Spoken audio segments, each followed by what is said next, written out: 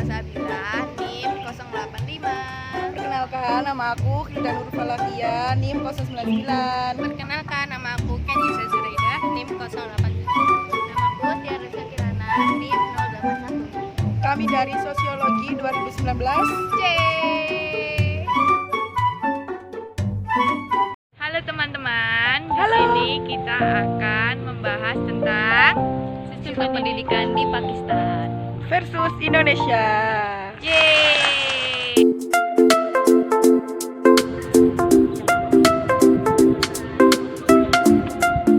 Halo, di sini saya akan membahas tentang pre-pendidikan dasar, yang artinya jenjang sebelum memasuki jenjang pendidikan dasar. Bisa dikatakan tahap persiapan sebelum masuk sekolah dasar. Pre-pendidikan dasar dibagi menjadi 3 stage. Yang pertama yaitu playground, nursery, dan kindergarten. Dalam kurikulumnya mengkolaborasikan antara bermain dan belajar. Karena peserta didik mulai jenjang ini yaitu ketika usia 3-5 tahun. Ya, ini sistem pendidikan Pakistan. Sedangkan sistem pendidikan di Indonesia pun hampir sama, kurikulumnya mengkolaborasikan yaitu bermain dan belajar. Tetapi umurnya memasuki pendidikan dasar ini biasanya 4,5 tahun sampai umur 7 tahun. Di sini akan menjelaskan tentang pendidikan dasar setelah TK. Anak-anak di Pakistan wajib mengikuti pendidikan dasar di Pakistan.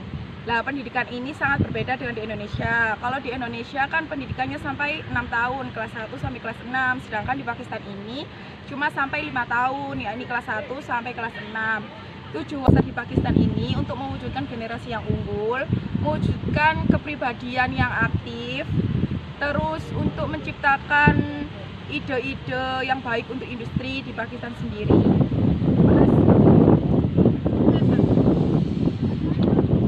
Tujuan pendidikan dasar di Indonesia maupun di Pakistan ini hampir mirip.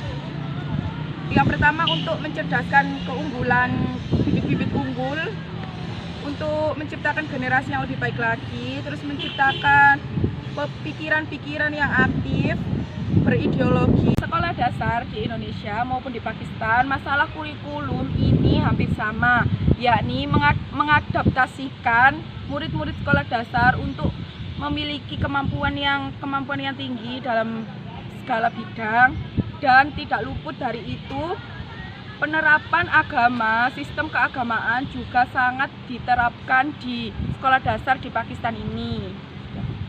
Dalam bahasa nasional, pendidikan dasar di Pakistan ini menggunakan bahasa Urdu untuk bahasa pokok atau bahasa baku.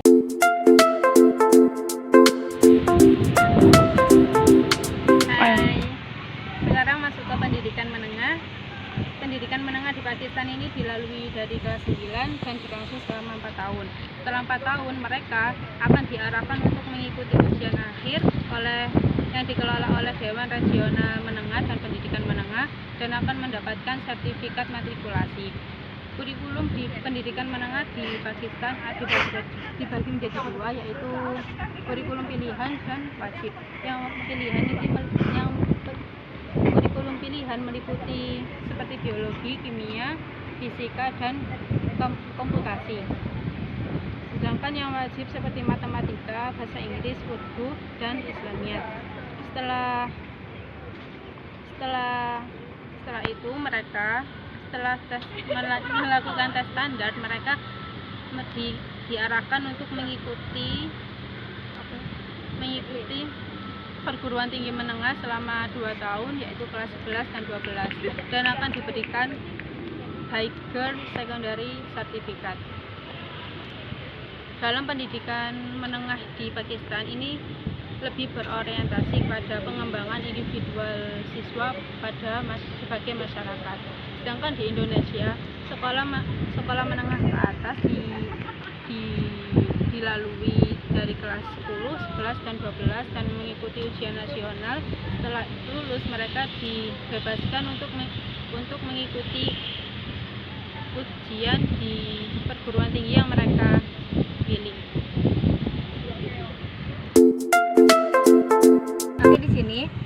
membahas tentang higher secondary atau sistem pendidikan perguruan tinggi atau perkuliahan di Pakistan. Jadi, siswa-siswa yang mau memasuki perguruan tinggi biasanya memilih aliran jurusan seperti pramedis, pra-engineering, ilmu komputer, humaniora, dan juga perdagangan. Dan aliran tersebut harus memiliki nilai-nilai yang menyetarai. Jadi, nilai-nilainya itu diambil dari 4 mata pelajaran dari 2 kelas. Jadi kelas 11 yaitu ada pelajaran bahasa Inggris, Urdu, dan juga Islamiyah. Untuk kelas 12 ada studi Pakistan. Jadi 4 pelajaran tersebut harus ditempuh dengan nilai baik agar bisa memasuki perguruan tinggi. Dan untuk perguruan tinggi biasanya ada beberapa jurusan yang terkenal seperti sosiologi, jurnalis, ada ekonomi, hubungan internasional, administrasi bisnis, dan sebagainya. Untuk biasanya seperti apa itu sebentar diambil di dalam perguruan tinggi. Biasanya ada bachelor. Jadi bachelor ini biasanya ditempuh selama 4 tahun. Kemudian ada master program. Biasanya master program ini ditempuh selama 2 tahun dan tugas akhirnya biasanya menulis tesis. Dan yang terakhir ada Doctor of Philosophy. Biasanya tugas akhirnya ini menulis disertasi.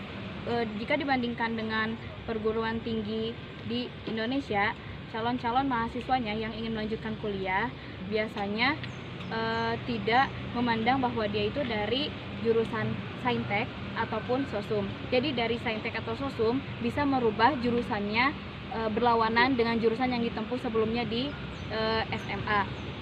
Jadi untuk saintek biasanya ada juga yang memilih kedokteran dan sebagainya, namun ada pula yang ada lintas minat sehingga si siswa yang berjurusan saintek sebelumnya memilih untuk masuk ke jurusan sosial dan hukum, begitu pula sebaliknya. Kemudian untuk beberapa jurusan program master dan sebagainya hampir sama seperti Pakistan. Oke, sekian dari kami. Apabila ada salah kata, terus kurang jelas, kami mohon maaf. Wabillahi taufiq wal hidayah. Assalamualaikum warahmatullahi wabarakatuh.